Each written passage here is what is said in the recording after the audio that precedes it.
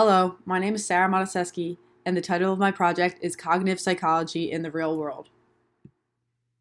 The purpose of this presentation is to show how cognitive psych concepts can be seen in everyday life.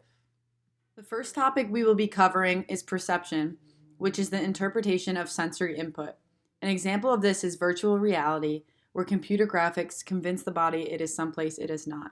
We will be looking at how the Peloton treadmill illustrates this concept. The video clip shows virtual reality on a treadmill. Coming up, we'll run. When you're on the tread, you feel like you are in the class. You've got this incredible soundbar, 32-inch touchscreen. It is so fluid. Finding motivation is really easy. You're going to find it from the music, from the type of class that you're tuning into. I want you to pick up that pace. Run. This illustrates how the screen's graphics convince the body to adapt and enhance visual perception. This topic we'll be looking at is attention. Attention is the selective concentration on specific perceivable information. One example of attention is selective attention, where resources are used for some tasks and less info is processed for other competing tasks. We will look at an experiment where selective attention is studied. Count how many times the players wearing white pass the basketball.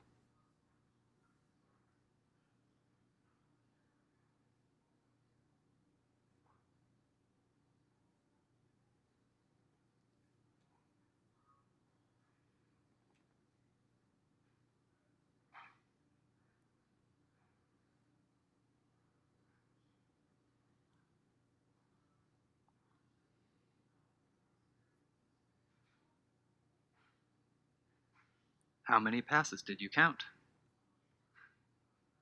The correct answer is 15 passes. But did you see the gorilla?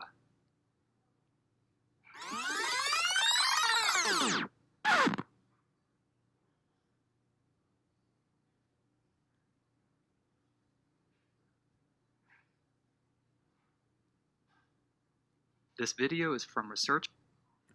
In this experiment, many participants failed to see the gorilla because their attention was focused on the white-shirted people passing the ball.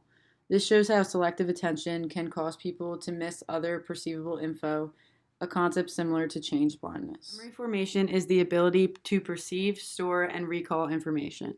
A subset of this is short-term memory, where if information is not rehearsed, it may only last for less than 30 seconds.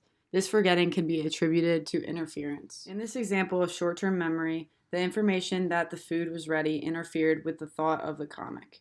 This is retroactive interference because the new information interfered with the old. Memory retrieval is the remembering of information stored in long-term memory. We will look at encoding specificity, or the recollection of an event based on the interaction between the encoding and retrieval info properties. Encoding specificity is state-dependent memory. This is when memory is better when the biological state of encoding is the same at test, so therefore, in this example, memory would be better when someone is drunk while studying and also while taking an exam. Knowledge is the memory of significant, specific events as well as general, common concepts. One type of knowledge is episodic memory, where someone recalls memories of specific events significant to them. I'm in LA. I had 2 free tickets to a show, and I've got 2 tickets. who do I know that's in LA? Yeah.